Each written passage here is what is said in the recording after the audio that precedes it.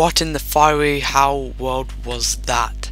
Hello YouTubers, it's Frostblade Online here, and that what you just saw was a quick visual breakdown of all the gameplay footage from the two upcoming expansion packs yet to be released, one of which is coming out very soon named Dragon's Teeth, and then the last expansion pack for Battlefield 4 named Final Stand.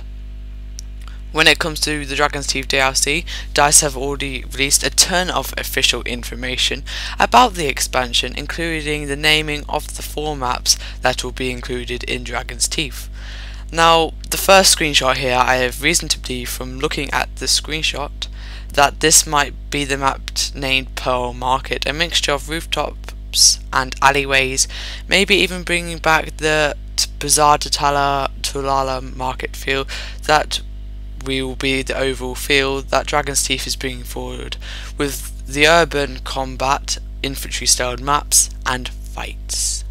The next screenshot puts us behind one of the new gadgets, the ballistic riot shield, when you are using it in full protection mode, and this has been rumoured for some time that it will be in this DLC. The map which is showing could be Lufini Garden, Pearl Market, Propaganda or Sunken Dragon, because none of the descriptions really match what is being shown in this screenshot. However, as you can see, there are some containers and small alleyways giving infantry combat the advantage on this map. Now, this third picture is one of 2 maps, both of which contain water. On the Battlefield website, DICE talks about wreaking havoc in a floating restaurant, or to drain a lake opening up for a frontal assault, all while the battle rages between the modern rises of Sunken Dragon.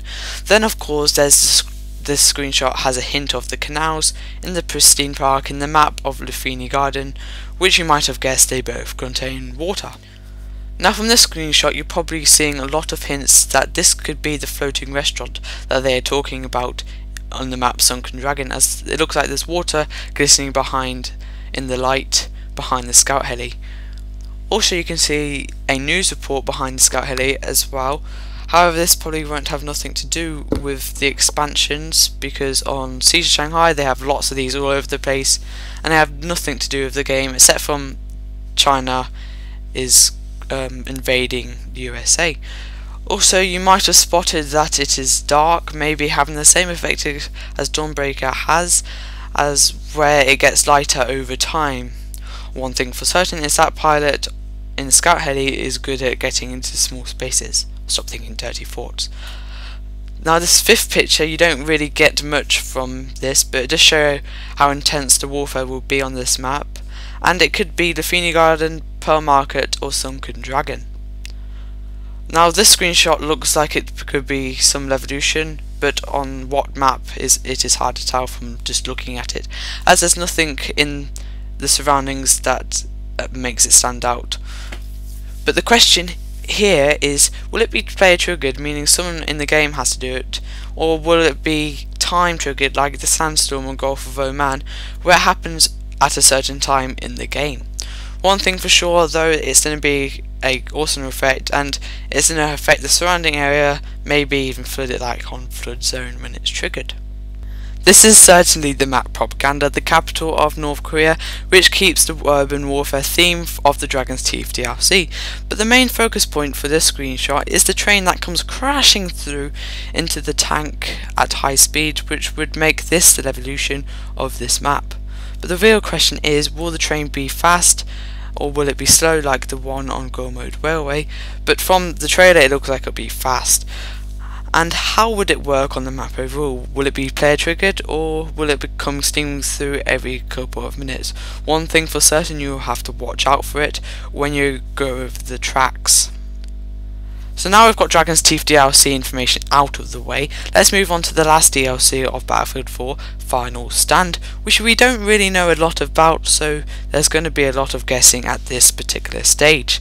Now from this screenshot, what I thought straight away was Armoured Kill, which was a DLC from Battlefield 3, which contained a lot of big maps like the one which is showing now. The question is, will they be bringing back the feel of some of the maps in Battlefield 3 days, or maybe even from the original Battlefield 2 Bad Company?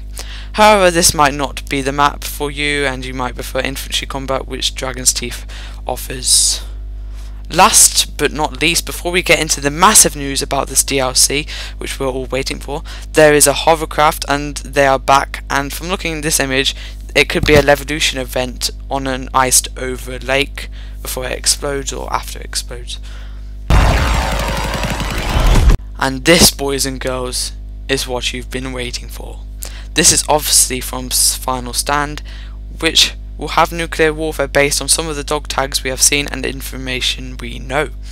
The question here is this something that exists in real life? And I can tell you now, it does.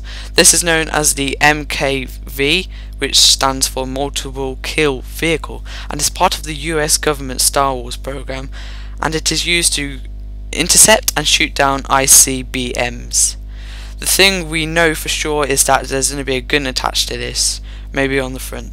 But will this be player controlled, or because we'll know that it might be nuclear warfare, will this be the countermeasure that the other team can use against the other team when they've launched a nuclear bomb or something like that? I really want to know what you guys think on this, so leave a comment down below, and also don't forget to like, comment and subscribe if you enjoyed it. And that's it for today, guys, and I'll see you in the next one. Bye.